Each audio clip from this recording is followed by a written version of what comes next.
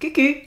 Ça roule? Pas le temps de niaiser, aujourd'hui nous allons parler d'eau. Parce que l'eau c'est un très gros enjeu quand on fait pousser des plantes. Toi-même tu sais. En gros, sans eau, pas de vie. Pas de bras, pas de chocolat, pas d'eau, pas de légumes non plus. Ces dernières années, partout dans le monde, le changement climatique a complètement bouleversé notre accès à cette ressource naturelle. Dans cette vidéo, on va parler de sa gestion dans l'agriculture, des contraintes liées au changement climatique, mais aussi des propositions concrètes et des pistes de réflexion qui pourront peut-être vous inspirer. Que vous soyez agricultrice ou agriculteur déjà installé, porteur et porteuse de projets, ou bien tout simplement quelqu'un qui kiffe faire pousser des plantes sur son balcon. Cette vidéo est en collaboration avec les Champs des Possibles, une coopérative d'activités agricoles et alimentaires giga stylée dont on se reparle un petit peu plus tard.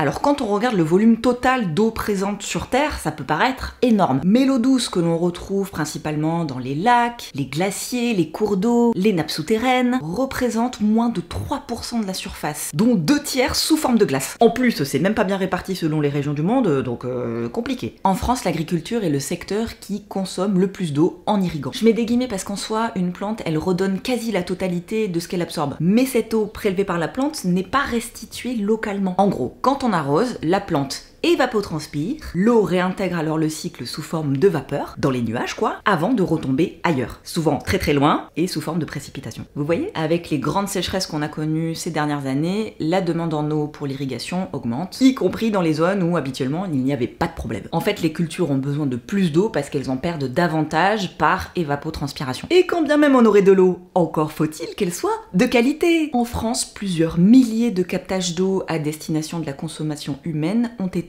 fermés du fait d'un dépassement des normes de qualité. Les pesticides, tout ça.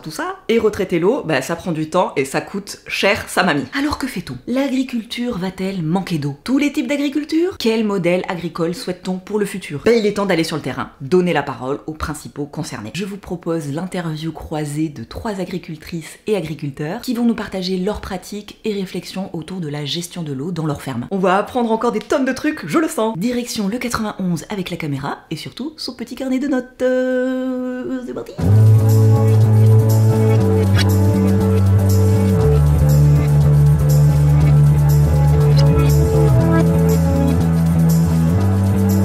Coucou Anne-Fleur.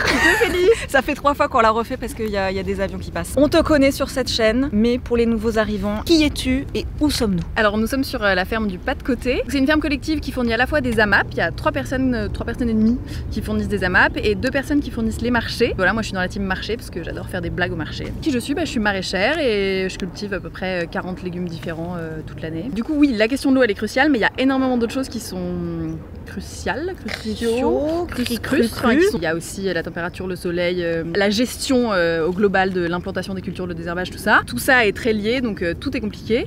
Et il se trouve que sur cette ferme, on a beaucoup de chance parce que la contrainte en eau est pas très forte. On a un forage qui alimente un bassin, qui permet d'avoir de l'eau tout le temps. Et en plus, pour l'instant, on n'a pas été trop concerné par les restrictions. On peut irriguer facilement. Le petit problème, c'est qu'on a un sol très sableux. On est sur le nord des sables de Fontainebleau.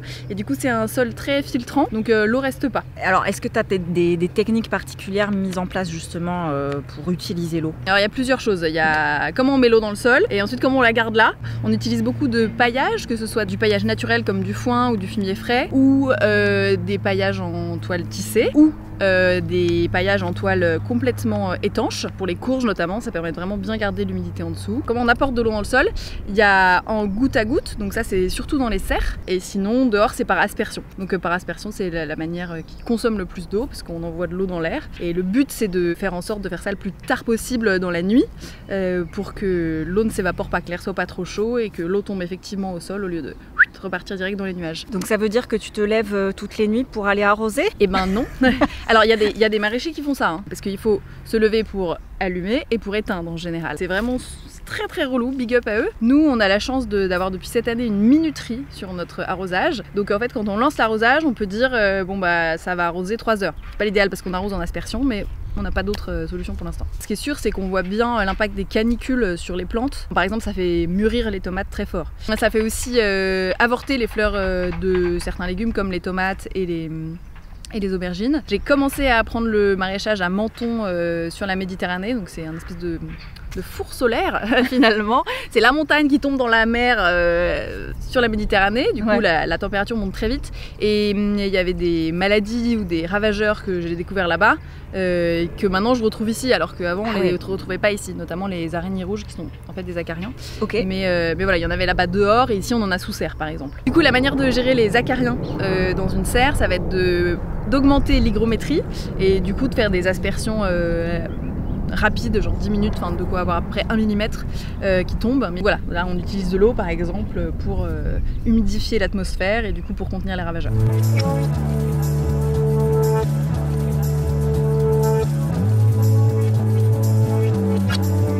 Salut Aline. Salut. Ici, on est en Nord-Essonne, on est à Gometz-le-Châtel, sur une ferme qui s'appelle l'Enraciné et j'y produis des plantes aromatiques et des plantes à tisane. Ok, les PPAM pour les intimes. La partie aromatique et tisane des PPAM qui sont une filière hyper large. Il y a cultivé 1300-1500 mètres carrés en fonction des années. Et le temps de travail là sur le terrain, ça représente à peu près un tiers de mon temps de travail. En fait, sur ce type de produit, il y a beaucoup de travail à l'atelier, de l'effeuillage en frais, du tri de plantes en sec.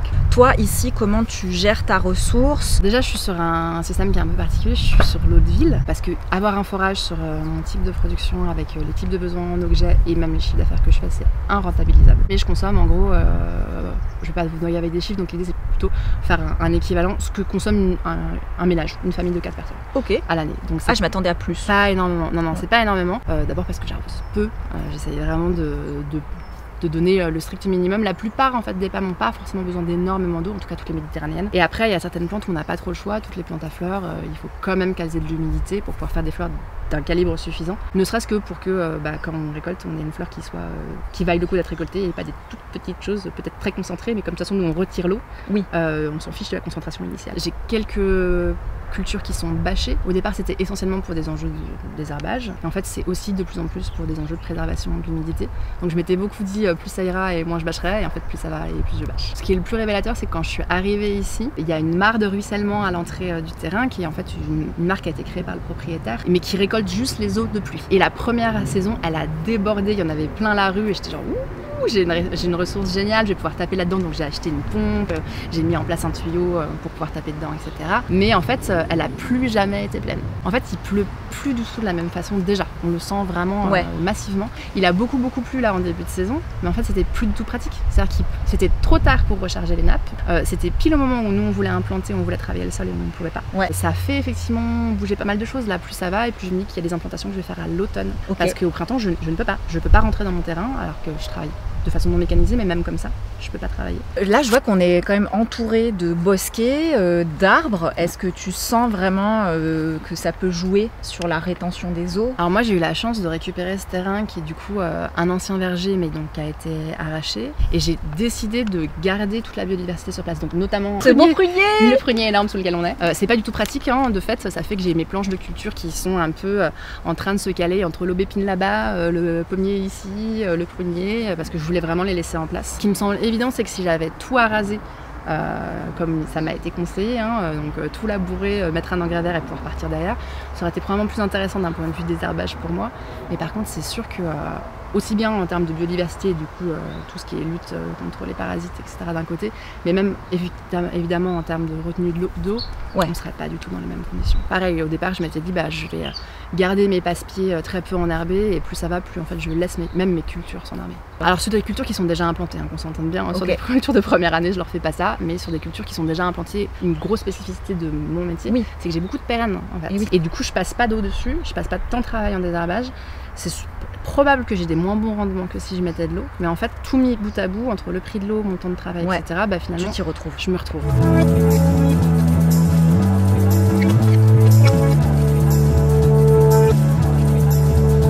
Si je monte sur la brique et que tu te rapproches, on aura l'impression de faire la même taille, c'est magnifique. Bonjour madame. Bonjour. Nous sommes à Manille-les-Hameaux, plus précisément dans la clairière paysanne, et mon métier c'est de faire pousser des légumes, donc d'être maraîcher. On a la chance d'avoir donc un bassin de rétention qui récupère toutes les eaux de pluie du bâtiment, et on a également un forage qui va donc chercher l'eau dans la nappe et qui le stocke ensuite là, dans le bassin de rétention. On a assez peu d'aspersion justement pour pouvoir irriguer le plus au sol possible, Ouais. de manière à ce qu'il n'y ait pas trop d'évapotranspiration. Quand on n'a pas l'occasion d'avoir les bâches qui vont bien, etc., on va plutôt utiliser le tas de compost que tu peux voir juste là-bas. Ah oui. Et donc là, on va vraiment venir couvrir le sol avec du compost. Donc ça va à la fois enrichir le sol, mais également éviter la repousse des adventices et surtout conserver l'humidité. Nous, il y a des choses qu'on a mis très rapidement en place, typiquement ces fameuses vignes. Le but du jeu, c'est justement de créer de l'ombrage, mais on ne peut pas avoir des vignes dans toutes les serres, ce qui fait qu'on a des voiles d'ombrage sur les serres qui nous permettent justement de limiter un petit peu la température et donc l'évapotranspiration à l'intérieur des serres. On part de la graine ici et en fait on a mis en place donc cette petite piscine entre guillemets qui nous permet d'arroser nos plateaux de semis par capillarité et non pas par le dessus. Auquel cas on perdrait beaucoup d'eau en fait qui irait directement dans la terre, etc. Là tu vois les tomates, je sais pas si ça se voit bien, mais tu as des feuilles qui sont un petit peu recourbées. Et ben ça c'est signe que justement en fait elles ont plus envie de relâcher toute leur humidité et de capter au maximum, faire de la photosynthèse quoi. Et donc elles vont se recroqueviller. Ça c'est un signe qu'elles ont soif.